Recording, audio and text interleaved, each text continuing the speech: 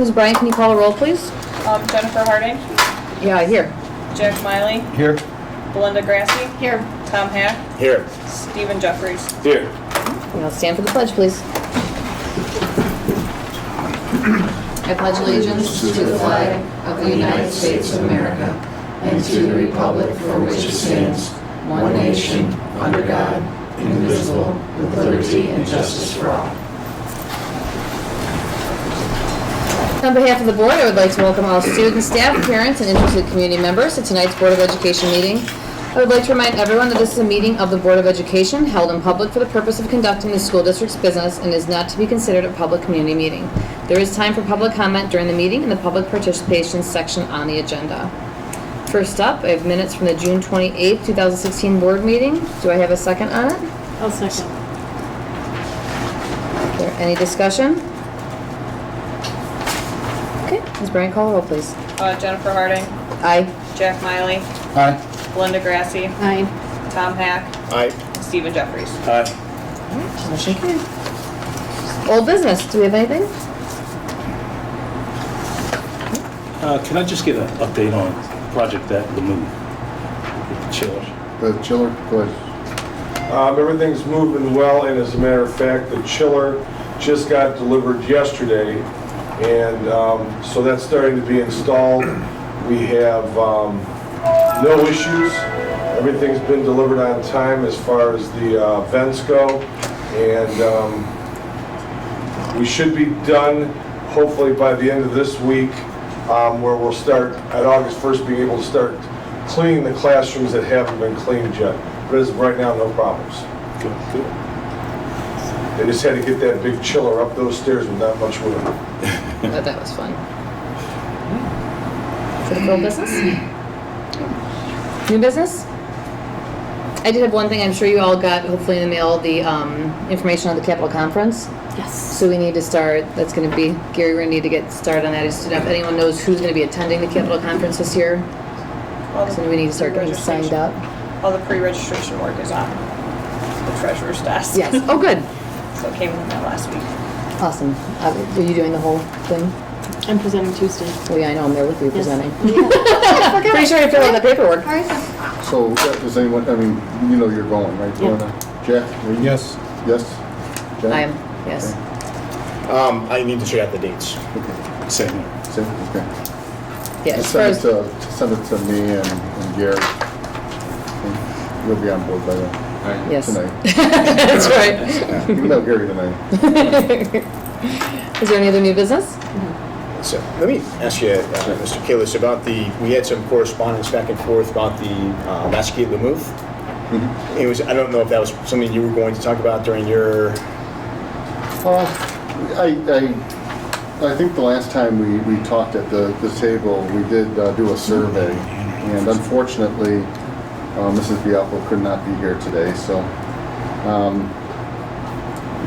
according to her estimate, she needed 35 to 36 hours per day to break even. The program, as you know, is self-sufficient, self-funded, and she did send out a survey. She did get some response back, and some of the responses that weren't complete, she did call them back.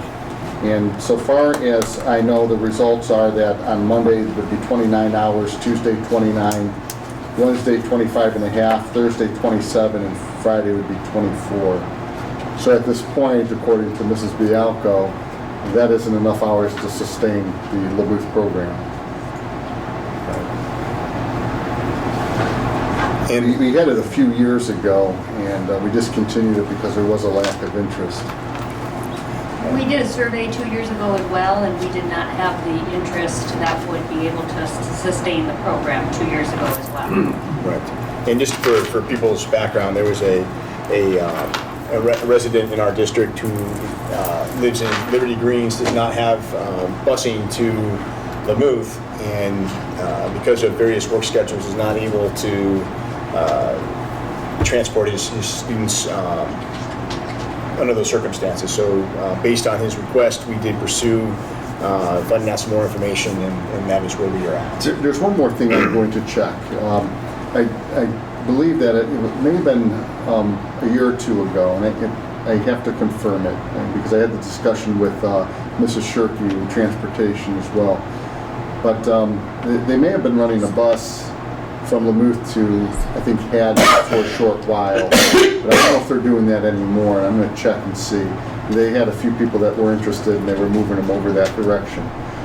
Let me check. Okay. Actually heard that today. And before we put the lid on this, I'll check and make sure that that's still not the case. If it is the case, then I'm going to get more detail and see if there's any option for anyone out there. Terrific, thank you. Good. Anything else? All right, that takes us to Board of Education Committee and Liaison Reports. Superintendent's Business Advisory Liaison is me. We have not met since the last meeting. Mr. Miley, Curriculum Programming? Curriculum Programming, we have not had a meeting since a couple board meetings ago, and the boosters are on their summer break still. Yeah, they sent out an email. They're meeting, I think, soon, aren't they? Or trying to set up something soon? Honestly, I've been Kelly out of said. town for a week and I haven't checked emails. Welcome, here it is. No, she didn't get one yet. She's working on it. Okay. Okay. Mrs. Grassi, Finance and Audit?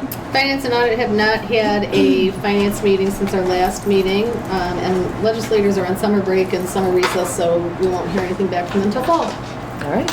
Mr. Hack, Buildings and Grounds?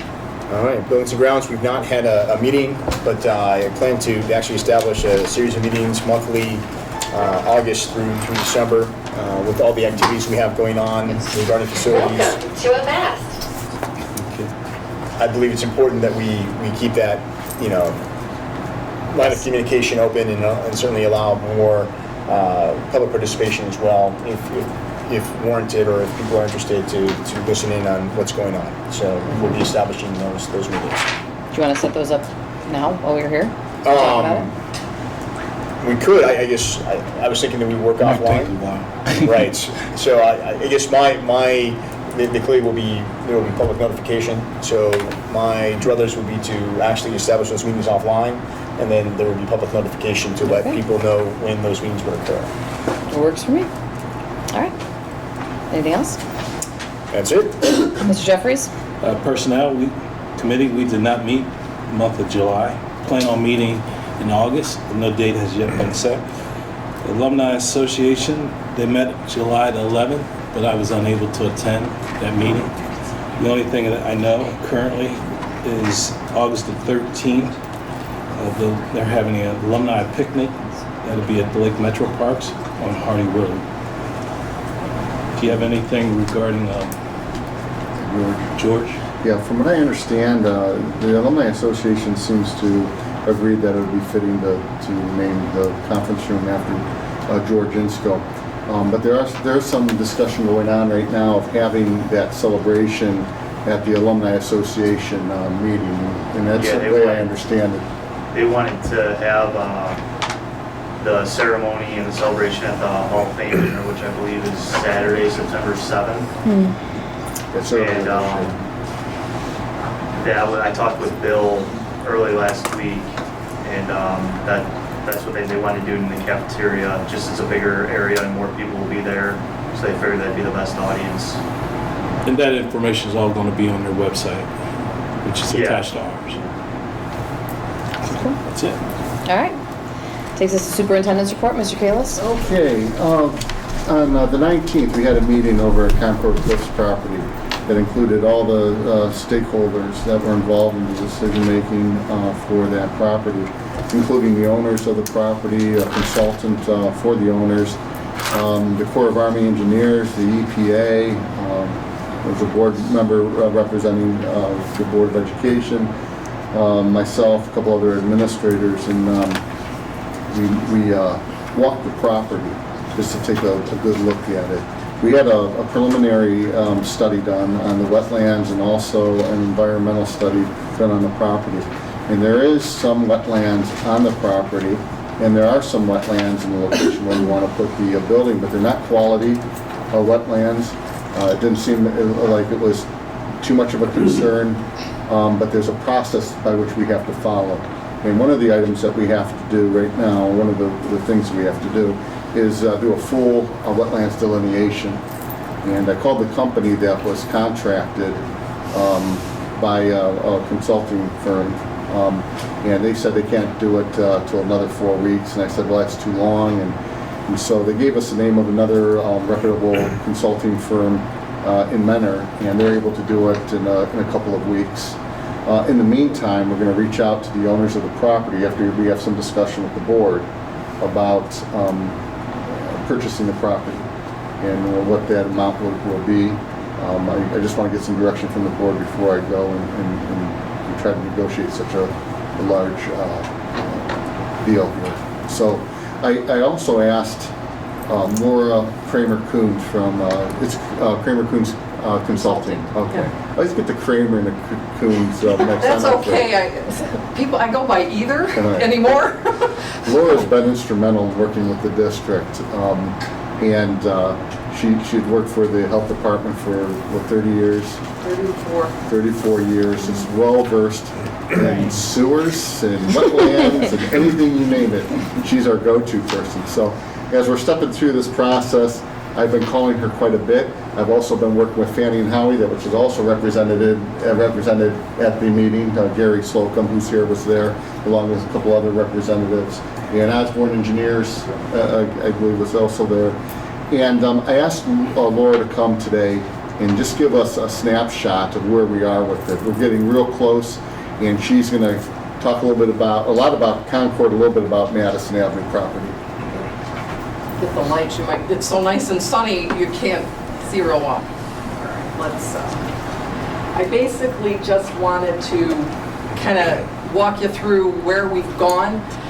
Basically, you hired me to determine what the wastewater treatment options were for the site. And basically, you did that for the Concord Cliffs property as well as the Madison Avenue existing school site. So I'm going to kind of go over both so that you can see where we're at.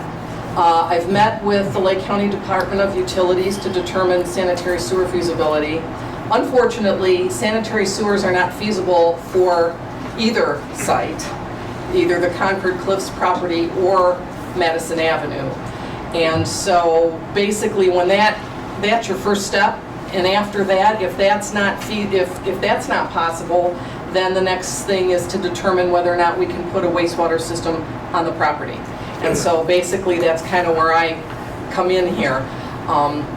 So you go to Ohio EPA because you're considered a commercial type of wastewater system.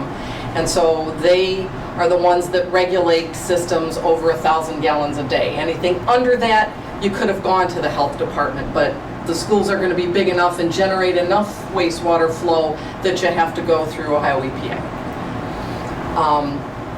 So basically what we've done is had discussions with EPA. I talked with them before the meeting last week because I do have a lot of contacts there, so it's enabled me to be able to kind of, talk one-on-one and find out what the options are for the school system. It helped to kind of get everyone together. That was a suggestion. I thought if we got everyone at the table, we could talk about and all be on the same page and kind of ask each other questions, and I think that was really valuable. I think the visit to the site as well as sitting in here and hashing it over afterwards, I think that was very helpful for everybody. So basically, you've got two different types of systems you can have on your own property when you can't get into sewers. One is a non-discharging system, and it's based on treating the wastewater on the site and then dispersing the treated waste into the soil. And that's really dependent on your soils and the conditions on the site. The other type of system treats the waste on the site, and you get a permit that's a national permit that allows you to take that treated wastewater then and discharge it into the waters of Ohio. And that's where that's what an MPDS permit gets you. And there's a process that you go through called anti-degradation that they utilize at the Ohio EPA to determine whether or not it's feasible for this wastewater to go into the receiving bodies. And in this case, at Concord Cliffs, There's, at the very back of the property, there's a pond.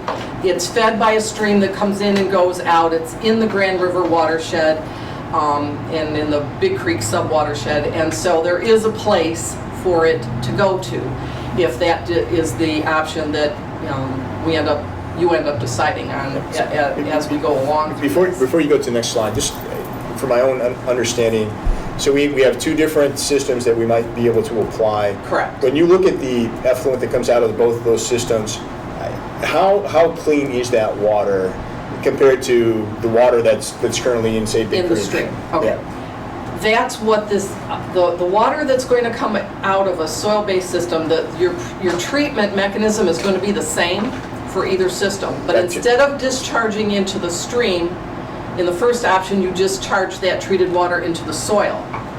Okay, Right. and then it's dispersed in the soil and it's not coming out anywhere. But you have to have a certain type of soil. But you have to have the right kinds of soils and the right kind of site conditions and enough. Okay, so Room for that. there's not a stream per se. Not Really in that disperses and in essence evaporates or somehow It gets goes absorbed by out the into soil. the soil, right. Okay. The second option, however, you treat the waste and you treat it up really well, and then there's a permit that says you're allowed to discharge X amount of pollutants into this water course based on the quality of this water course. And that's what we have at Lamou. Exactly. Right. You And have we one still of have those here. systems in your school district. Right. And so basically, at that point, you're meeting a pretty high level of treatment. We had discussions with Ohio EPA. There are some things that you can do, which would be really cool, I think, from an educational standpoint, is you're going to have to handle stormwater on site. You know, there's regulations that deal with stormwater. And there's a way to create or construct a wetland or a stormwater system where you could put your effluent from your sewage, from your wastewater treatment facility and your stormwater into this constructed wetlands. You could use it for education for your students. It's very cool. There are other schools that have done this. And it polishes the water even further. And by the time it makes it to the stream, if it makes it to the stream, because then they run it through a grassy swale for a long distance before it even gets there, you may not even really have a whole lot of water discharging into that pond that goes into the creek. So it's a way to limit the amount of water that actually has to get discharged. The big difference, I guess, between the two is your soil-based system needs to meet certain criteria of soil on the site, and it is more expensive to install than the discharging system. The flip side is a discharging system does require you to do monitoring of that water that you're discharging. So you do sampling that occurs every month, and it's submitted to Ohio EPA so that they can make sure you're meeting the standards that are in that MPDS permit. So there's two ways you can go on a property when you have to do it on your own property. Right, and from a cleanliness perspective, it sounds like, I'm inferring from what you're saying, so correct me if I'm wrong, but it sounds like by the end of the process, the water is as clean as, or cleaner than... Yes, it's pretty clean. And either option here, they're gonna make you jump through enough hoops that either option is going to be a good option for the school if they approve it.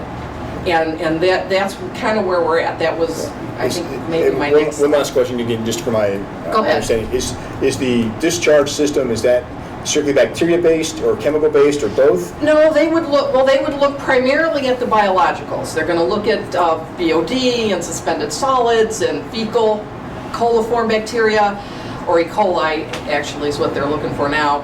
And they would probably look at dissolved oxygen. They're really going to kind of look at the biologicals. Sometimes they also, though, do look at, always, the nitrogen. So they'll look at nitrates or ammonia. There'll be a standard for some. It's usually not a huge laundry list of things. They're going to look at the parameters that have to do with the type of treatment process that you use, whatever kind of wastewater treatment plant you end up with. Okay? If that makes sense to everybody. So the process, basically, either way, you have to you have to do a soil and site evaluation, and that's done, I did that with Floyd McCleary. He's a certified professional soil scientist. I've worked with Floyd for a lot of years. He's the best of the best. And he squeezed us in, folks. This is construction season, and they are really scheduled out, so kind of played on his sympathy a little bit as to, you guys we need to get this information for the school. So he was very good. We went out there, we did test holes and some soil work. I have a map of that. And then once you have that information, you put that together with the application for Ohio EPA. And then Ohio EPA determines whether or not an on-site soil-based system is feasible. If they decide, because it is a pretty tough site, and I'll talk a little bit more about that here in a minute, as far as the soils go, if they don't think that's feasible, that'll automatically kick you in to the discharging type of system. Okay, so, and then the Osborne Engineering, they are the subcontractor to your architectural firm, and they would be the folks that would be working with your architectural firm to do the design of the treatment facility and that. And they would be working closely with Ohio EPA at the get-go to make sure that this process is smooth for the school, okay? And that you're not backtracking or spinning your wheels or wasting time or money, okay? So, and EPA had indicated at the meeting that they were very willing to get involved at the beginning of the process and help you through it. And the people that you'd be working with, they are really good people at the Twinsburg office that you would be working with here in Lake County. Okay, so this is your site here. This is the whole property of Concord Cliffs. And you're going to carve out a piece up here, and I have a better picture of that. This doesn't show up very good because of the sun, but right here, if you can follow the cursor here, that is the area that we looked at for soils. Knowing that your school would be up here, you know, closer to the road where the buses could come in and that. So that's where we looked at. So then if you go over to the side here, and again, it's not very easy to see because it's kind of washed out with the sun, but there's markings on here that indicate where the soil borings were. Well, I passed out the rendering for the site improvements. Oh, okay. If you want to take a look at it. I'm gonna pull that up here. It's basically I length used- of the road. I used the wetlands one just so that they'd have some, Yeah, this is the wetland location. There's some more in the rest of the property. The property that we're considering, that's where the wetlands are located. some of them actually, there's some other places. So the soil report indicates you have shallow bedrock anywhere from 3 to 4 feet on the site. It's shale, and you have seasonal wetness between 7 and 9 inches from the surface of the ground. Those two limitations are pretty significant, and if in looking at Ohio EPA's guidelines for an on-site soil dissipation system, I don't know whether they're going to say that's a go. That's why I think you're going to end up in that discharge area. But again, they're going to go through. I can't speak for them. I just reviewed their guidelines, and if you take them black and white, then we probably don't have a good spot, at least not in that area where we did the soil borings, okay? So that information, though, was given to Ohio EPA along with the site application the day that we met out there, and because the young lady from EPA that's going to do the review, she was present, so she was able to walk that area. We did that together. So she's very familiar, so she now can sit down and put her report together. She'll do a response to that application. And so once I get that in hand, then I can kind of put at least the Concord Cliffs piece all together with recommendations to you and some steps on where you go, you know, next. And again, this is the wetlands evaluation that was done because MCM, your consultant, recommended that be done. So it was a preliminary, and it was done by Chagrin Valley Engineering, as Jim indicated. And as you can see, there's some wetland here, and then there's a long skinny piece here and some there. But there's also some in the back of this property as well. So there's more than one area there. And once they do the final determination, some of these areas you may see get a little smaller because it's really on the fringe, according to the lady from the Army Corps of Engineers, who's the wetlands person. You had She was at mentioned- the meeting. You mentioned that there were quote-unquote low quality wetlands. Yeah, What does that really mean? Basically, my understanding is there's 3 levels of wetlands. The best wetland is going to be the Menor Marsh, kind of a wetland. And then there's one somewhere between that and a low quality, and this is low quality where you've got some of the vegetation. The soils are really on the fringe of qualifying for hydric soils, and you have to have water. Now, we've had a drought, so it's a little, there's not water standing too much anywhere, but that's the other piece, though. You have to have that hydrology, too. So it's really on the fringe. If it meets it... What's hydrology? The water that would stand or stay real moist at the surface in the soil, or for instance, if you went to the marsh, there's actually water standing. Okay, so it's like it's ambient water content? It's kind of water that's always there, okay? Even the streams that are feeding the pond at the back of the property had no water in them. They were dry. The only water they had were a couple of pockets because we had a couple of days before we did this site, we had a thunderstorm and it rained a little bit. So there were a couple of little puddles, but there was no, actual flow in the creek. So it is very, very dry right now, but there are features in the soil that don't go away when it's dry. So that's what your experts are going to do when they go out to do the final determination of the wetland. They're going to make a grid, they're going to do borings, and they're going to actually look at the soil, and they're going to categorize it based on the regulations that you follow for wetland delineation, okay? And so then you'll have a map that'll actually have, this is actually a wetland. Because right now there's a few places that are questionable, and there are some that will probably get a little smaller, okay?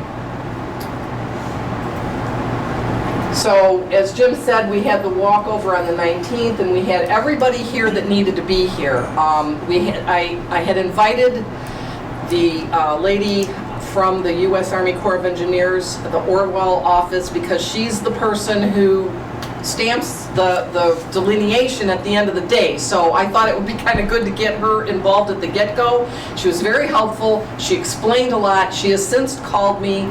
I'm going to be getting something in writing that'll be included in the report that I get to you that'll kind of give you a little bit more guidance too. One of the things to keep in mind about the wetland piece is you can get permits to fill them. You can and do mitigation where if you fill it in one area, maybe if you do the constructed wetland and you use it for stormwater and wastewater, but you make a nicer one, then you get credit for that. There's a lot of different ways to do that, and that's something that your engineering folks will work through with the necessary experts to do that. I know about wetlands, but I am not a wetlands biologist, so I can't do a delineation for you, or I would have proposed that. And so basically that will tell you what your potential is and what effects those wetlands even have on you. Okay, it doesn't mean that you can't build there. Okay, I'd like to make that part clear.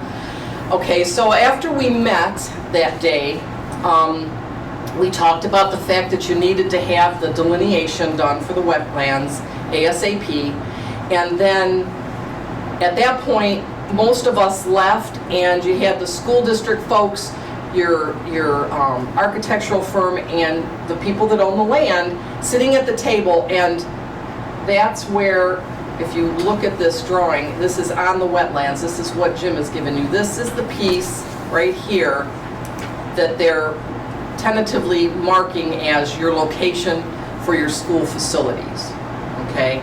So that was necessary to figure that out so that you knew where to tell your wetlands people they needed to look. You're not going to pay to look at the whole piece of property that you're not using. So that'll give you some guidance now to sit down with your, to figure out your purchase stuff.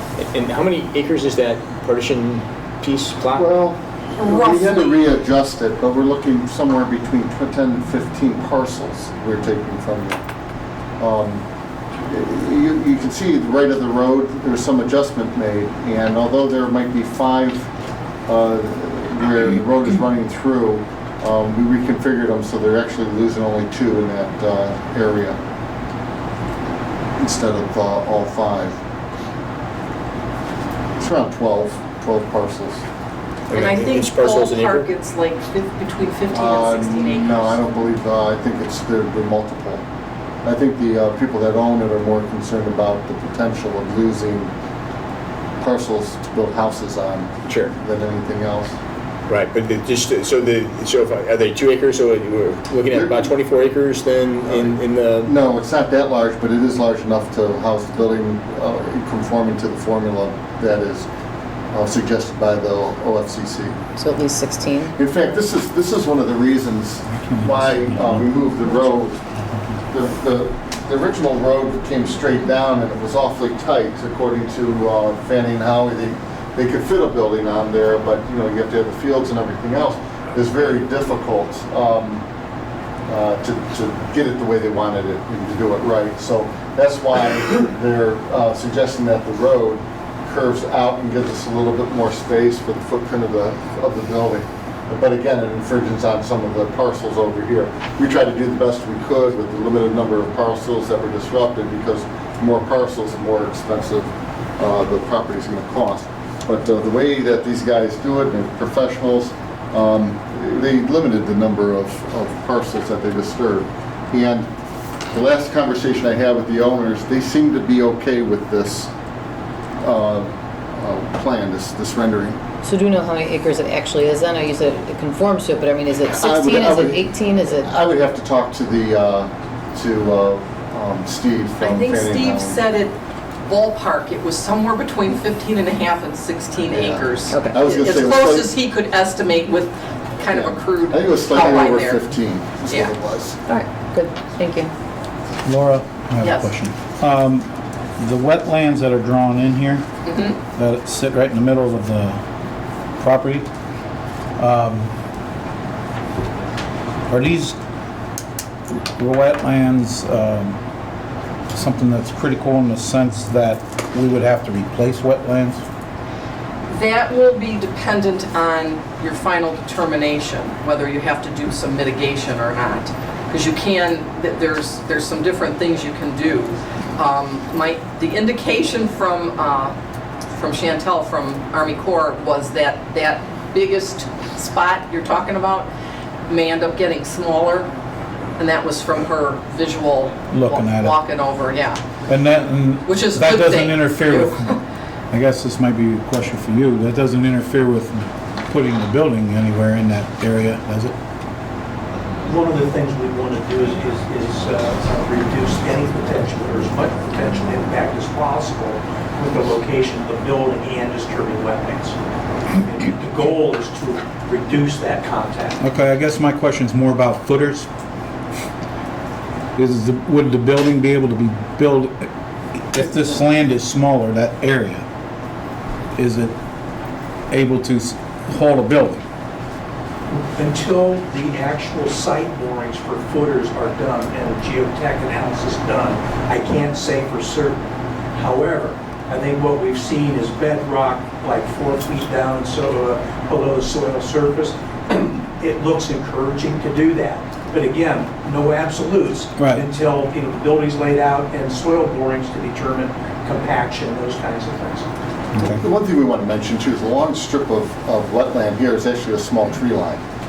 There's a swale along the tree line, and that's really what that. So it may not even be Less a significant than it actually okay. looks. Like I said, gotcha. once you get the final delineation, the architects will have a whole lot more to work with, because they'll have absolutes instead of, what happened there? It's not right hand and went back.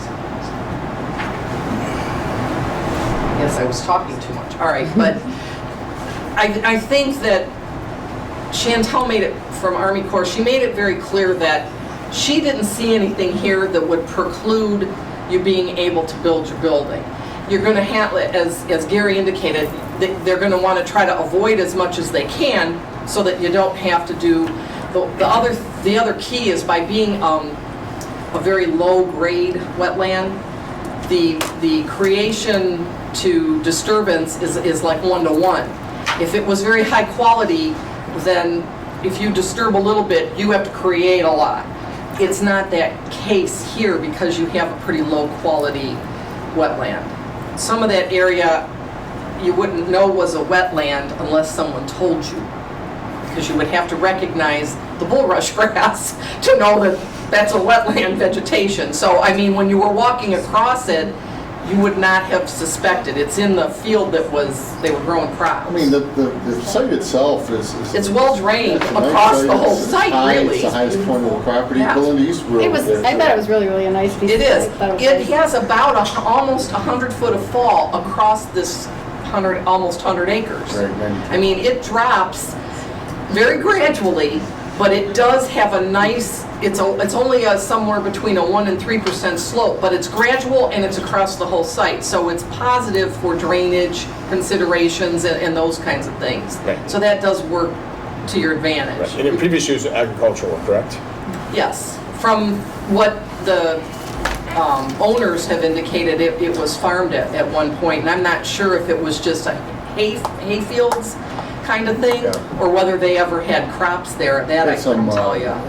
Livestock, I think. They might, okay, they may have done that too. If you go to the GIS and you look at the frontage of this property as compared to Madison, where we have our existing building, there's no comparison. This is so much larger.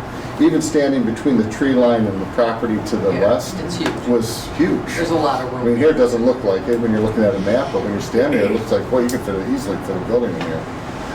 Yeah, maps, when you have to shrink them way down like this, they're very deceiving. So it kind of, being on the site really kind of puts everything in perspective. And that's why it was good that It was that we were quiet out there. back there really. as well. And that was really nice. Very quiet. Yeah. Okay, so your next steps are, the wetlands determination, which you already ordered, kind of working out your tentative footprint and whether that's going to be the absolute footprint, and then the decision on the sewage treatment system, and that's pending based on the report that I'm waiting for from Ohio EPA for Concord Cliffs. And once I get that, then I will put all the information together and I will give you recommendations on what I think would be perhaps your best path to follow. And then that is something you'll be able to give to your architects and engineers, and they can take the ball from there and move forward. We did put, I think you did it, put Bill Zawiski on the spot, which was great that it wasn't always me, from Ohio EPA as to, is there an option for this site? And he said yes. So that was really good. They normally won't commit like that, but he did. So we're going to hold him to that. You just publicly obligated him to. That's right. I mean, he said it, and my discussions with him on the phone, though, prior to the meeting were very favorable. I mean, he walked me through a whole bunch of scenarios and that, and he was the one that, if they've got wetlands, they can make some better wetlands, and then, he had all these great ideas. So I think at the end of the day, you're going to get what you need, and you're probably going to be able to do something creative and get some kudos for that, because it'll be a great educational tool. I think we're at a point now where we can approach the owners with the stipulation that if the land is suitable, which it appears to be, and if our ballot, if the bond passes, we would purchase it for a certain amount of money. I think we're okay to go ahead. I was talking to Dan, he seems pretty comfortable with it too. Now I'll briefly bring you up to date on Madison Avenue, because I did soil work last Friday with, I think I lost 5 pounds that day of water. Unfortunately, it was just water. Yeah, it was a warm one. He worked very hard because he did that by hand. Your Madison Avenue site is worlds different than Concord Cliffs for lots of reasons. The soil at Madison Avenue is wonderful. It's a very sandy, gravelly loam. You have a current septic system on that property. You've had it, I don't know if that, when I went to the health district, their records are, they know that you have a 10,000 gallon septic tank and a lift station to pump it back to the leach lines. And they are in your soccer fields, I think, somewhere. And that'll be something in my recommendations that we'll have to find, because that'll be important. But the key here is that we have never had any indication, and when I say we, I'm putting my health department hat back on for a minute, that there's ever been a problem with the sewage system at the school. We have no records of any repairs or anything special having to be done there. So that's great. To go out there, you can't, now granted, they've been out of school for a while, but a lot of times you can see like the green stripes, because that's where, there's a little bit more water in and you can't really tell. I mean, it is so dry. It was so dry doing the borings, we had a hard time getting through the dry sand because of all the cobbles, because when you pull it out of the auger, it just falls out. So it's very well drained, and that's a very good thing. You have an existing system on site, so I don't see any reason why we couldn't have another on-site soil dissipating system. You don't have a discharge option there because you have no stream. You have no body of water to go to. No, we did talk to the sewer district about why can't it just tie into the sewer over there? It's not in the rural area, like Concord Cliffs. We thought it was going to be no issue, but again, they're at capacity. So my next question to them was, well, if this bond passes, we're taking down a couple of buildings, one being Hale Road. So if you're talking capacity, we take one down, why can't we tap into it? And it's a whole different sewer district. Right. And Hale Road doesn't go to the same wastewater treatment plant that Madison Avenue would go to. So the answer was no. Yeah. And they gave me something in writing indicating that until a lot of improvements happen in the future, there really is no capacity for the school. Or you would have abandoned your existing system and connected to it when they ran that line down Madison Avenue back and forth, but it's at capacity. The interesting part about it as well is there's always youth groups that want to use that property.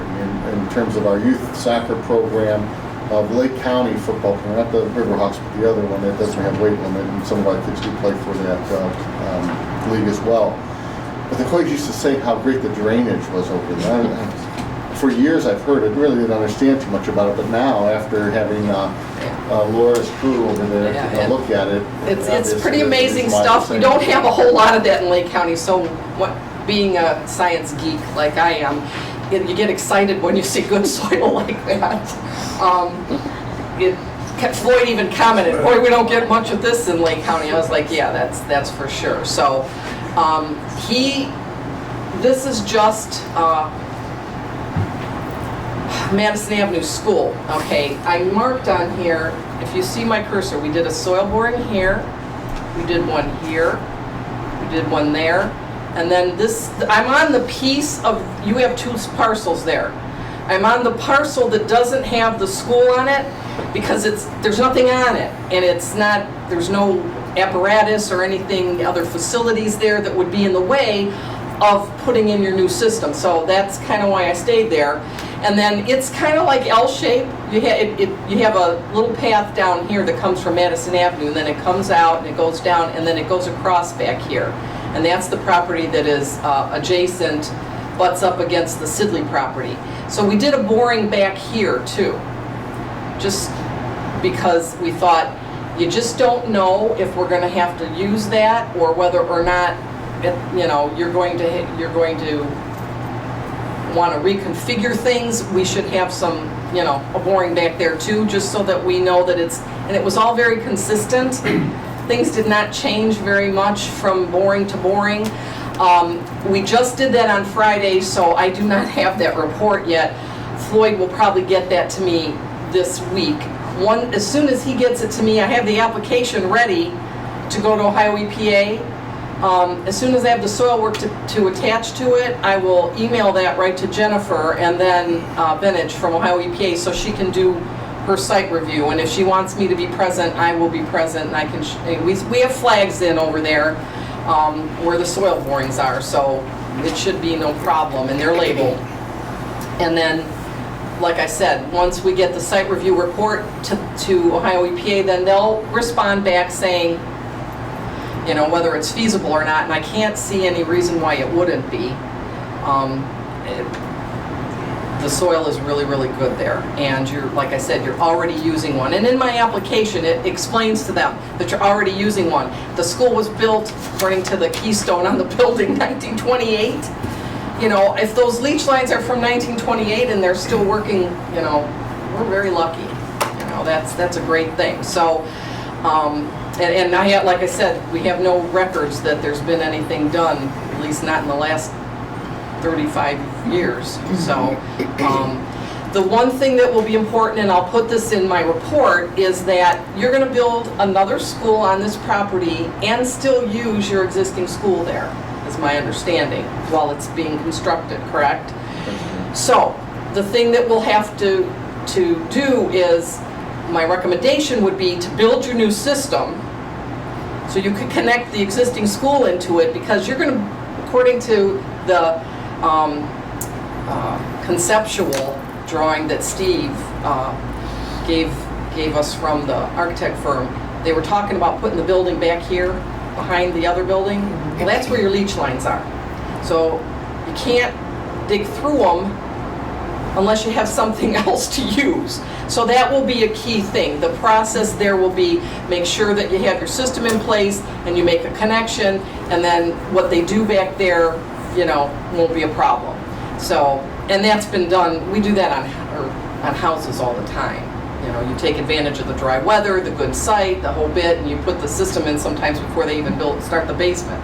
So that's not an issue, but that is something that I'll make sure I highlight in there, because it'll be important for your architects. Can you have fields on those parcels? Do we have what? Can you have a field on top of those lines? What kind of field do you mean? So, if you have leach lines, you already have soccer fields over top of them. So the newer system, it's still. It depends on what EPA would be looking at. If you have enough space there for basic leaching trenches, and they will allow that, that's the most, it's a simple system, it's economical, it's already working. I'm all about simple, easy, as long as it works. You only start using some of the other types of soil-based systems if you have a little more complicated soils and more hurdles. You don't really have that here, so if there's enough space for leach lines, then I would anticipate that, and I don't see why you couldn't, you know, play over it. The only part you really ever have to be concerned about is, like, if you were going to, depending on what kind of field you were going to have, if you were going to be driving posts or something, you wouldn't want to drive it right through one of your leach lines. But that's all going to be marked. You'll have distribution boxes at grade, so you'll know where they are. So it's Is a leach line actually like a clay tile pipe, or by today's standards, it would be perforated plastic pipe in gravel, or it could be a plastic, very new technology, gravelless type pipe that goes directly into the soil. There's all different kinds of mechanisms for leach lines now. They're not clay tile anymore. That's probably what's out there though, actually. But and they're in the ground, so they're not real close to the surface, so that's why they're able to play soccer over that. In fact, we used, well, you can't see it because it's so washed out, but in the back there, you've got some little white things. Those are your nets and stuff. We use those as our reference points for the soil borings, just so we had some, points of view. We're so many feet away from this point, and he took GPS too, but that at least kind of give you a little handle on where things are. So basically, the way this will pan out is that I'll have reports for you here as soon as I get things back from Ohio EPA, and as soon as I get the soils for Madison Avenue and we get that rolling, then you'll have information that you can, give to your architects and engineers, and then they'll take the ball from there. You have any other questions? Anybody? Okay. Thank you. You're welcome. Thank you.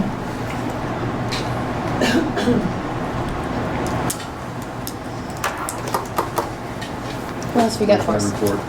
That's it? All right. That takes us to the treasurer's report. Ms. Bryant? It's short. I just want to let you guys know that you are closed and into the new fiscal year, so you guys are all in FY17. And I just want to let you guys know that I have spoke with the auditor's office and gave them updates of, we switched the 18th meeting, so now it would be, and I gave them all the deadlines, and that we need to have a meeting before the 8th or 9th because everything needs to be to the Board of Elections by the 10th. Do you want, just for people who might Yeah. be, I don't do you know. want to introduce? I am the interim treasurer, Tori Bryant. I was just here for a short time from July 1st until August 1st, as Gary Plecko will be taking over as of August 1st, later in the meeting. You're a former student too. I am a former student. I am a former student. Way back. We do. I graduated in 2010 from Riverside. Excellent. We appreciate very much you being here. Yes, this I month really and getting enjoyed it. us I here. did. Kayla's was okay sometimes.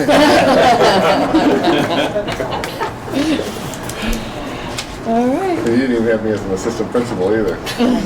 Could have been worse. Could have. But I had some. Yeah, I was gonna say when she had me.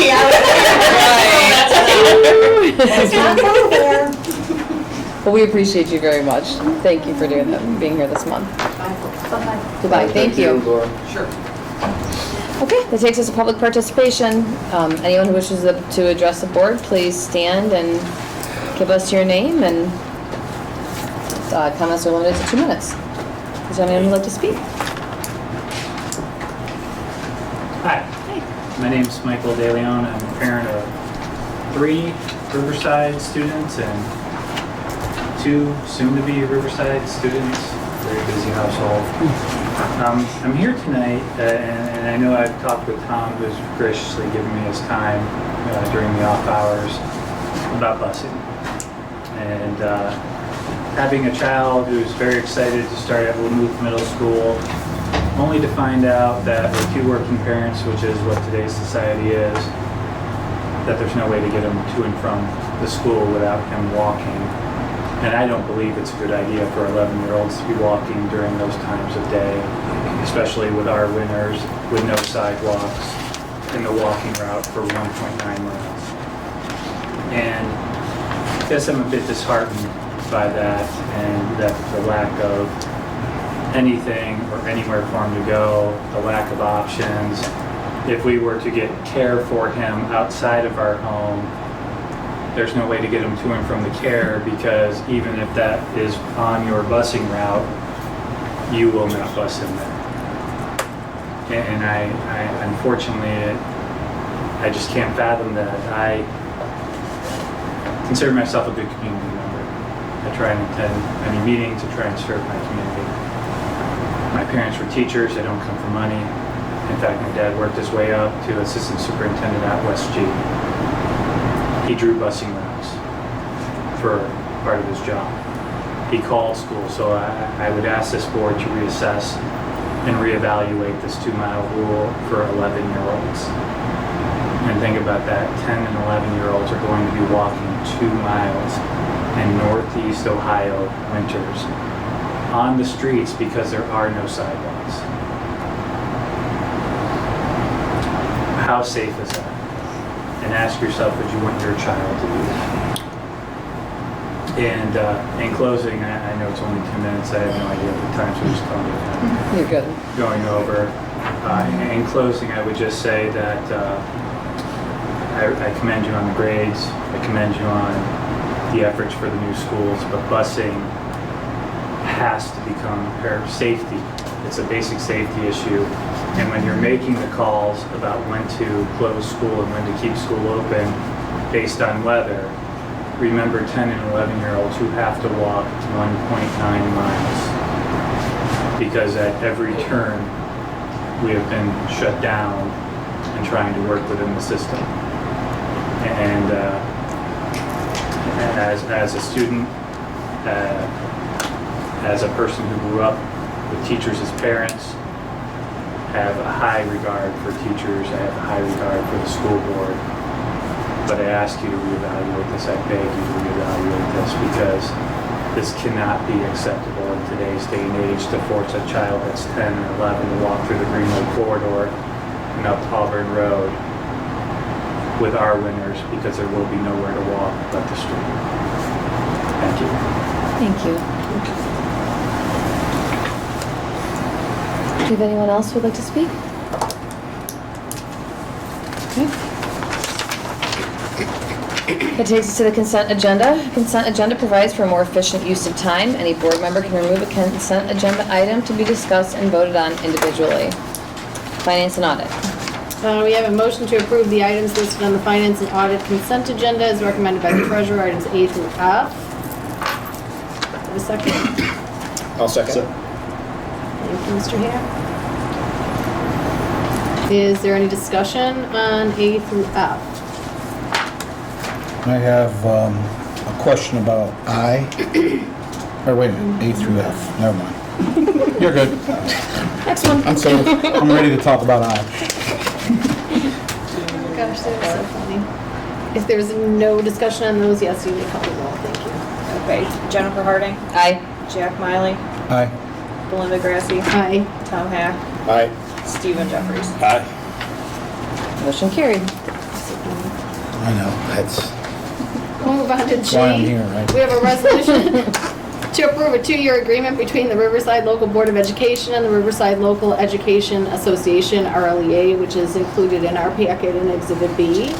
A second. Thank you, Ms. Harden. Is there any discussion on that agenda? I would just like to say, I'm sorry that Mr. Ozinga had to leave. He was here earlier. Just thank him and everyone at RLEA for being willing to be open-minded to doing things a little differently this time in negotiations. And, you know, we did a lot of things that maybe we haven't normally done to get negotiations done. And I'm very excited that we're getting this contract in place in July and moving our district forward for the next 2 years. And so I'm very grateful to their help and willingness to do this. Absolutely.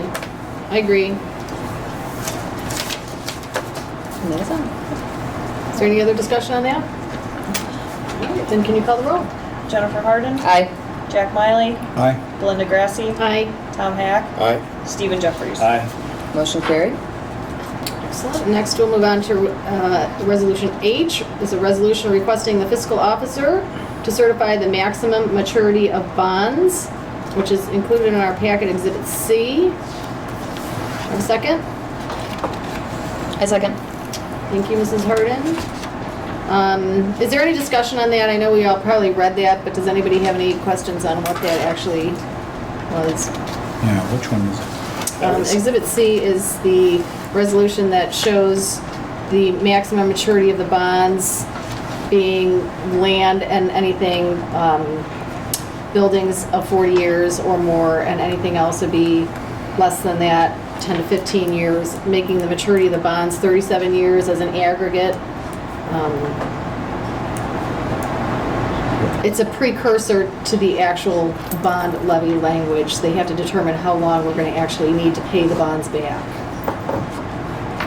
And you worked, so the finance committee worked with the municipal bond advisors and our underwriters in order to determine what that language was going to be, and then the attorney put the language together based on what it is that they recommended, based on the maturity, based on what we're expecting to spend, based on the interest rates and all of the other things that were involved, based on the amount of money that we're going to set aside for things like land improvements and sewage systems, because those are a different expectancy, life expectancy. And so when they aggregate all this stuff together, we chose a 37-year life, and that's what's included. We need to do this resolution first before we can then do the bond levy language. That's going to be the resolution that we send to the auditor. Terrific. So what does this commit us to? It doesn't commit us to anything right now. This is just so that when we do the resolution that we send to the auditor it actually has the 37-year term in it, so the auditor can say if you're going to collect $38 million, that this is, and you're going to do that over 37 years, we have to tell him 37 years. So we as a board have to actually pass a resolution that says it's 37 years. Because we could have picked a different amount of years. That would just affect the amount of money that we would need every year to pay those back. Does that make sense? Okay. Well, I'm trying to figure out, does that mean that, are we gonna be committed to this amount of money? Yes, it will be reflective of the millage on the bond after we pass the second resolution, but they're working off of these numbers. Yes, we are going to be committed to those numbers. Like But is it committing ourselves to like, we build in, I'm assuming, because I haven't been told that, an estimated price on Yes. this land? We- That's what this is reflecting? It is part of it, yes. We put an estimate of, or a portion of that money is for land acquisition. But we don't know. So if this passes, we are committing to buying that land? No. No. If the This is bond- just saying that we have this much available if we need it? Yes. We have the wherewithal to do it. Yes. Good way to put it.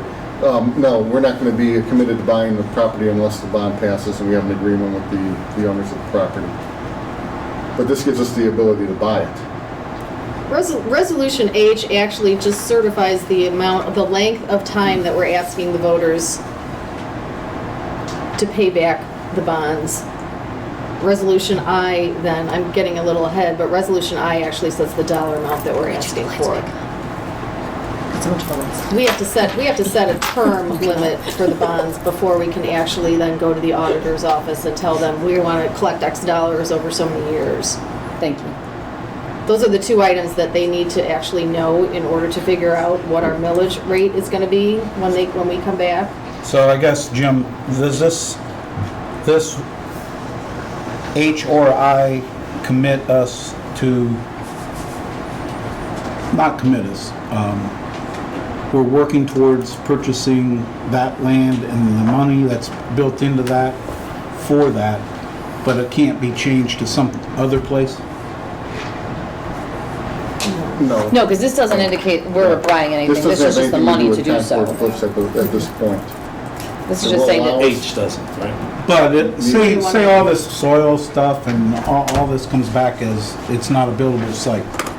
We still have the ability to take the money that is in this resolution and go buy another somewhere piece of else. property if we wanted Right. to, or pursue another one. Or not use it. No, no, No, we have you to. have to have a reasoning for using it.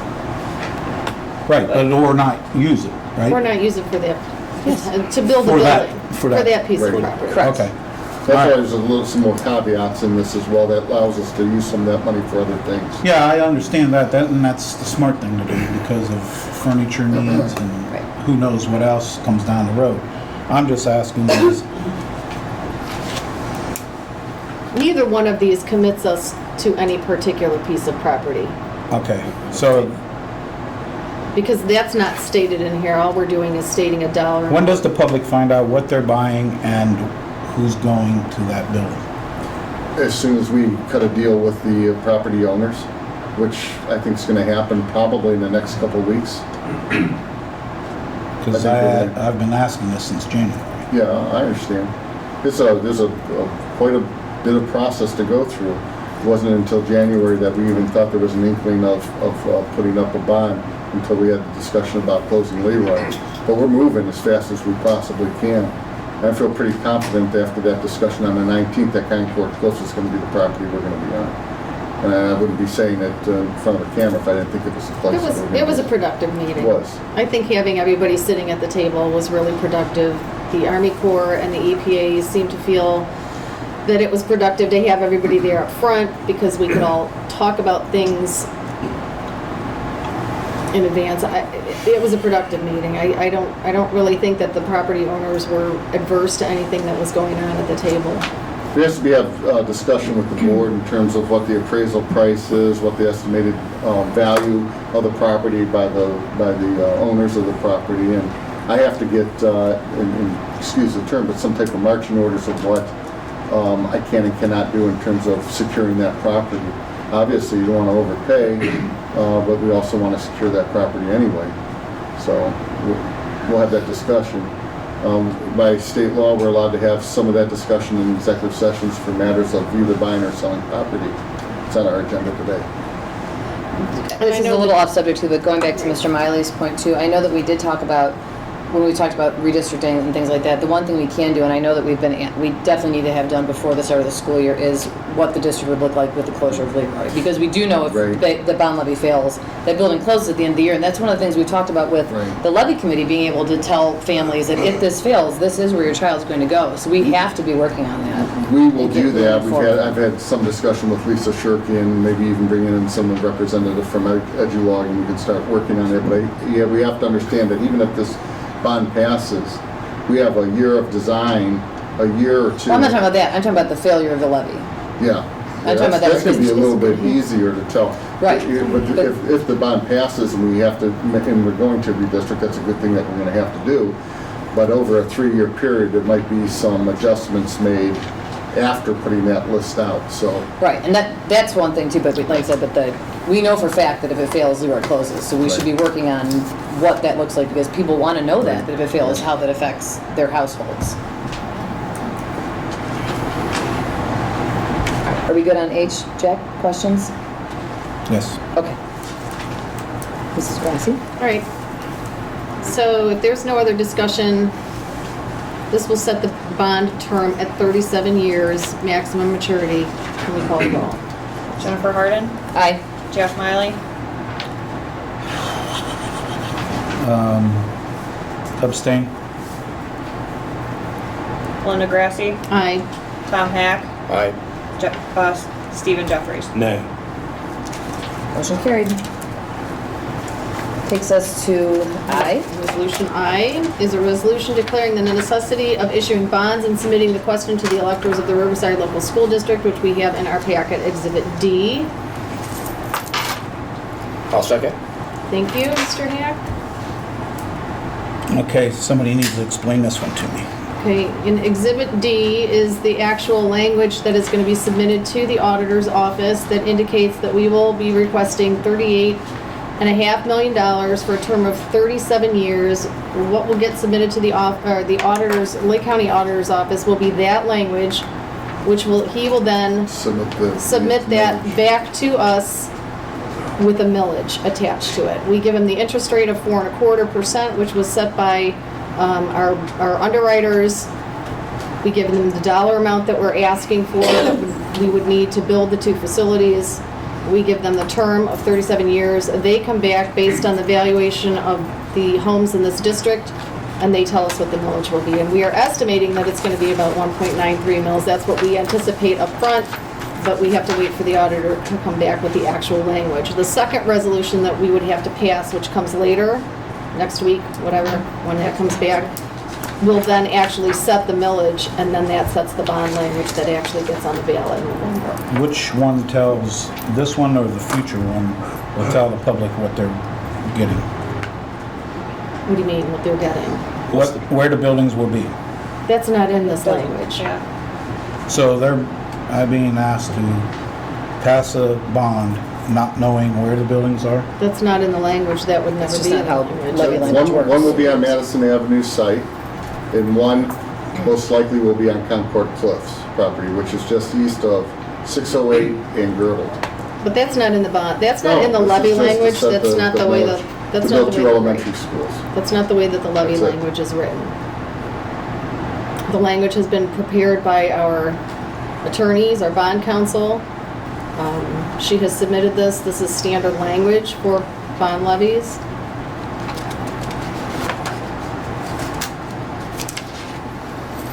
But again, today's issue is we are asking for $38.5 million to build 2 facilities at an interest rate of approximately 4.25% for a term of 37 years. That goes to the auditor's office. They come back and they will tell us what the millage is at that point. So the interest rate could be lower? The interest rate could be lower. Because this is a prime time to build? Correct. And we need the buildings, but the problem that I'm having is where's the assurance of where and what we're getting? Okay, I get it. Does anybody else have any discussion on this item? All right, well then, you can call the roll, please. Okay, Jennifer Harding, Aye. Jack Miley, Nay. Belinda Grassi, Aye. Tom Hack, Aye. and Stephen Jeffries. Nay. Motion carried. Takes us to personnel. Personnel. Motion to approve the items listed on the personnel consent agenda as recommended by the superintendent. Items A through F. Second. I'll second it. But I have 2 questions. Sure.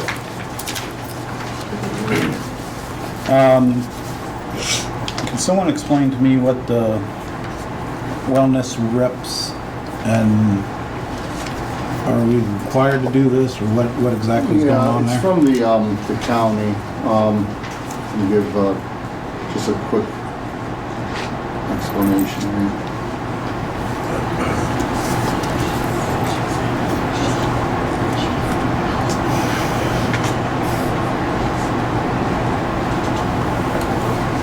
Our healthcare consortium actually gives us money. Yeah, what happens is wellness champion and building representatives are set up through the Lake County Schools Council. The school district pay the employees and the district will bill it back to the council to pay. So, Okay. you know, it's like a representative from each of the buildings. And then, let's see, the second question was, where'd it go?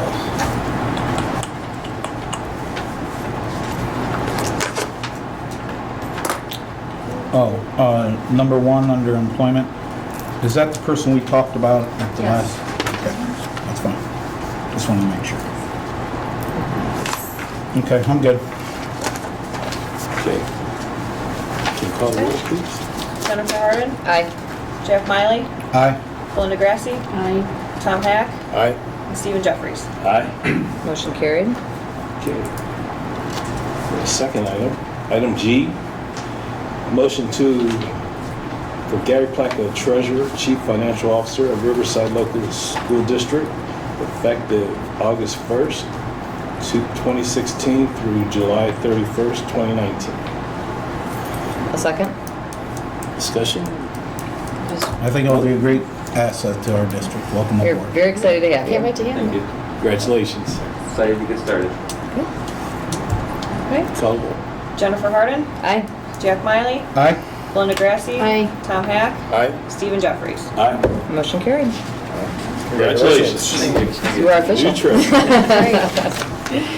All right, that takes us to Board of Education update. Anybody have anything? I would like to wish Mr. Miley here a happy birthday. It is his birthday today. Thank you.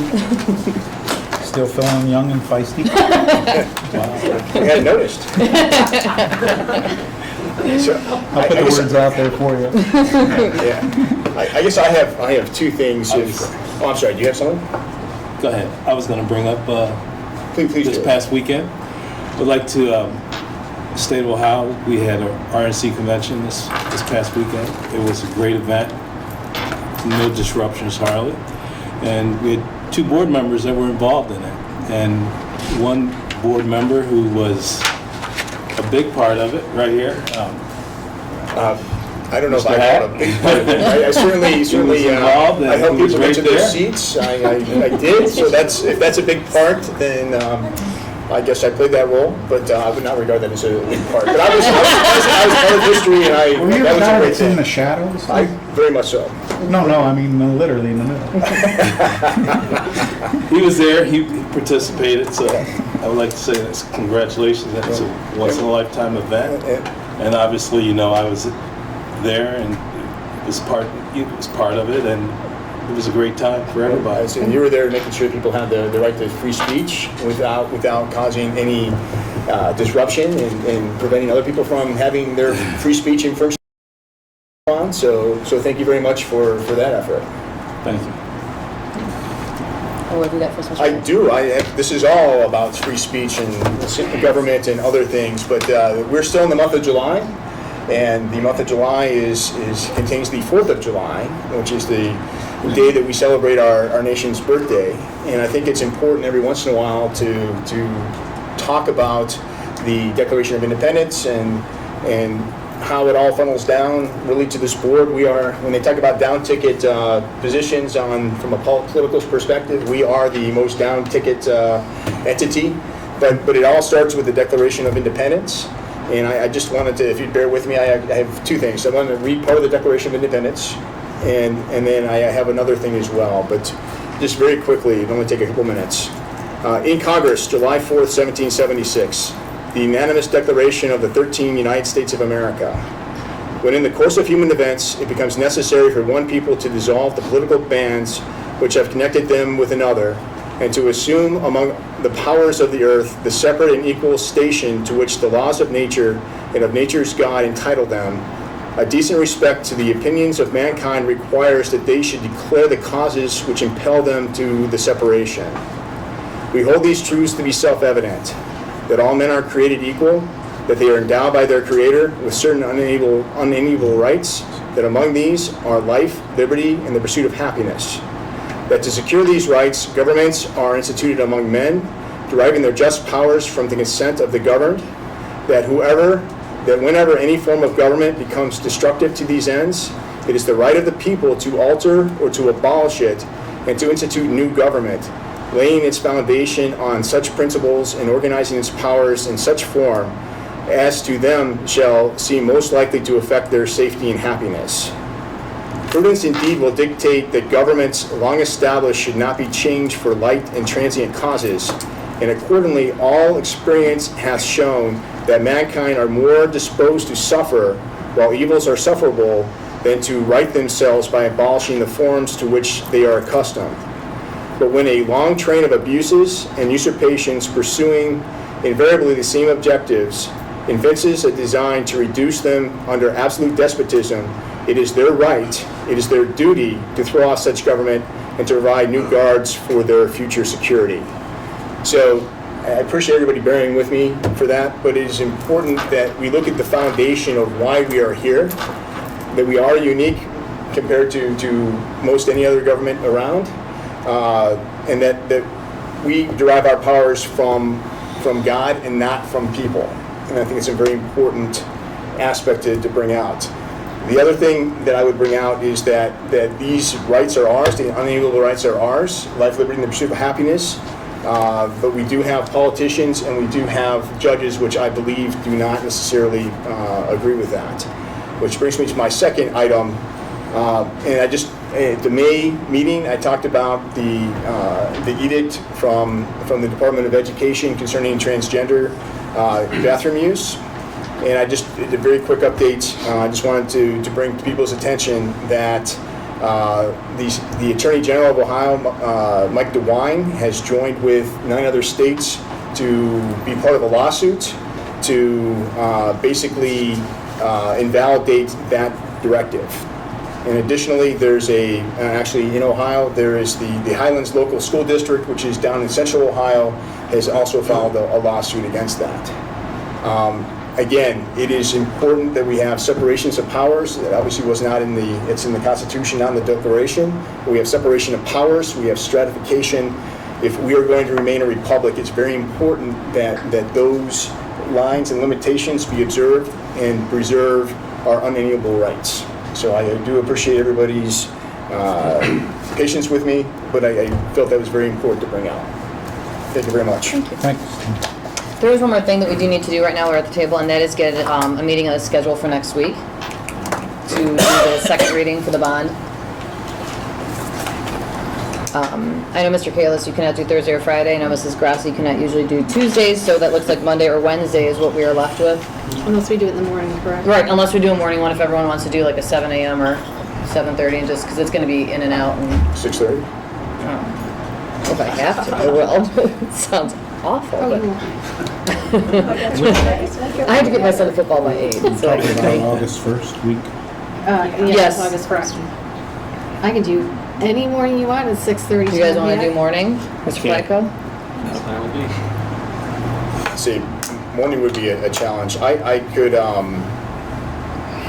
I mean, I could do Monday afternoon, Monday 5 p.m. or later. Guess tell me. And I'm sorry, the other day was Wednesday? If we're doing afternoons, it would be Monday or Wednesday. Jamie, you have a coffee on Wednesday. No, that's been canceled. Oh, it has? Yes, so it just got canceled today. I'll tell you about it. And Wednesday would be available for me as well. Mrs. Grassi, Mr. Miley, Mr. Jeffries, what's your schedule, Mr. My Jeffries? schedule is Monday through Friday. I'm available from after 3 p.m. Okay. Do you I'm have a good either preference, one Mr. of those Placco? days. Mr. I'm Placco, your preference? Monday, Wednesday, Friday. Well, Monday's his very first day. So why not just throw them right into the Why fire? not, man? That's a late one. It doesn't matter to me, either one's fine. I'm You're good. talking short? It's gonna be short. I mean, we're literally reading the resolutions and we're in and out. I mean, it's gonna be 5 minutes. Unless anything else comes up that's necessary, but I don't foresee it being more than 5 minutes, right? All right. Which do you guys prefer, morning or evening? You said after 3? All right. What time can everyone get here on Wednesday? We'll give Mr. Platco at least his first day. Wednesday the 3rd, what can everyone do? How about you, Gary, on Wednesday? You good? Five. Good, yes. I mean, 5:30 would probably be about the earliest I could reasonably make it. Okay. Mrs. Grassi, Mr. Miley? Mr. Hill? Football starts at 6. Yes, it does, but my husband is actually in town next week, so he can take him, and he's coaching, so he can take my son. So we're looking at 5:30 Wednesday? 5:30 Wednesday.